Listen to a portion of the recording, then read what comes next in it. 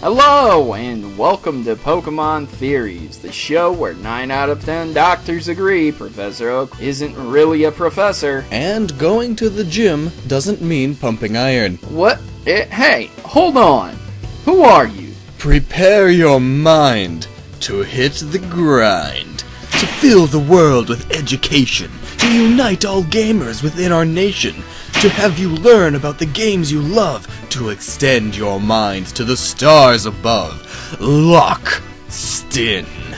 Team Gnoggin, here to serve, although seems I'm here to help out your show. Is there a reason you are here, though? Well, Protomario, have you ever felt puzzled at the uncertainty of Digletts' butt? Why, yes. It's actually the title of this video. Good point. And hey, here's an offering for you. New intro.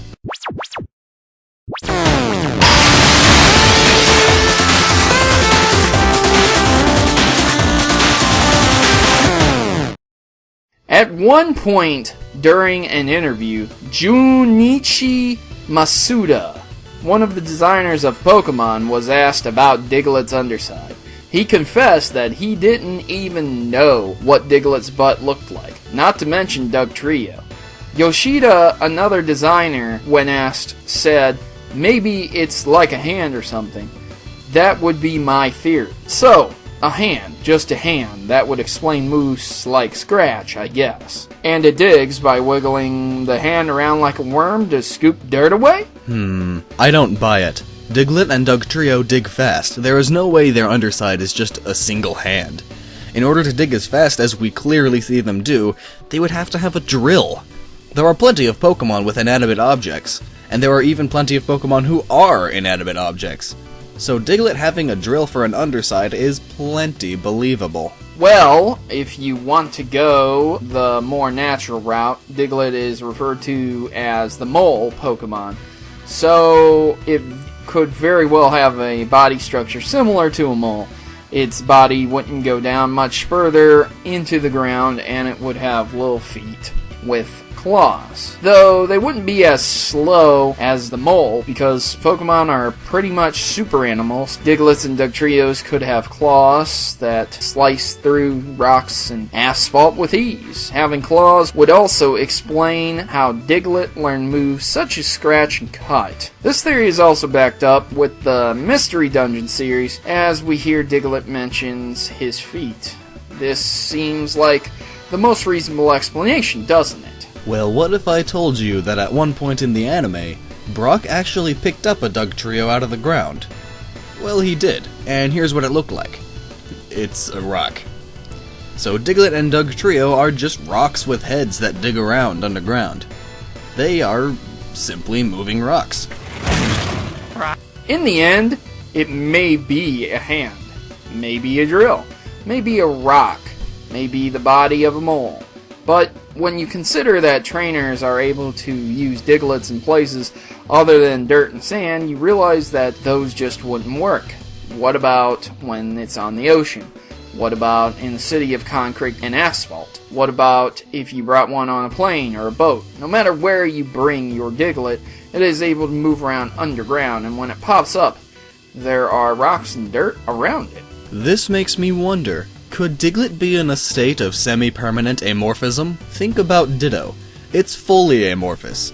It lacks an ordered form. It takes the shape of other Pokemon as a result. Diglett could be that way, but only on its lower half. Its butt becomes like Ditto, or better yet, like Rotom, only instead of possessing an object, its amorphousness merges into the objects around it. If you put Diglett on the ground, its underside will become dirt. Put it on concrete, and its butt becomes concrete. Rocks, whatever. Then it's able to pop its head out of the ground, when really it's just popping as much of its physical existence out of its state of amorphism as possible. When its presence hits the air, it solidifies into the adorable Diglett we know and love. The Pokedex in gold reads, "Its skin is very thin. If it is exposed to light, its blood heats up, causing it to grow weak. Its skin is so thin because of its amorphism. It pops its head out and only the outermost layer becomes skin due to its contact with open air. Its amorphism is why Diglett can adapt to nearly every type of ground. Even if you were to put a Diglett on a table, it wouldn't dig into the table and break it or fall to the bottom. It and the table would become one thanks to Diglett's amorphism. Its molecules are interlinked with those of the table. When it evolves, it merely is able to protrude 3 heads out of the ground and has more energy to push itself out into the air. And what about that time when Brock held one in his hand and its underside was just a rock? Well, that is true. Its underside is just a rock, because that is what it was last morphed into. Its molecules adhered to those of the rock, and so, in picking up the Dugtrio, he also picked up the rock that the Dugtrio's underside molecules were merged with. So while Diglett itself may be something a little strange, it still is a mole-ish kind of interesting Pokemon. Diglett seems to have no underside. It just morphs and adapts to the environment that it's at. Many people have made several jokes about Diglett's underside being a superpowered human, but that's just not the case. It's just a mole, and it morphs to the environment it's in. It may very well not even be that mole-like. It just happens to have adapted more to the ground than any other surrounding.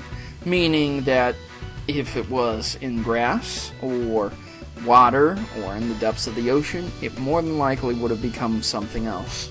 You may be asking yourself, honestly, could there have been a different type of Diglett? Maybe a fishlet? Or maybe a rocklet? You are the only one who can figure that out. Comment section. So I'm Protomario and I'm signing out. Once again, thanks for watching this Pokemon Theory. And if you like these kinds of videos, come check out my channel too. It's where gamers use their heads. We do smart gaming theories, lore, secrets, lists, you name it. So please, check out Gnoggin, maybe even subscribe. I promise you won't be disappointed. But Proto! I've always wanted to do that.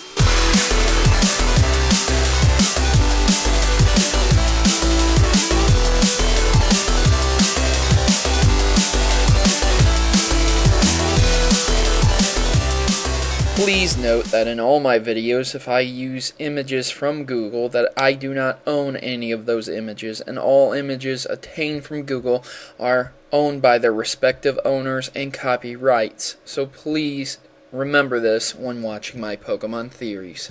Thanks.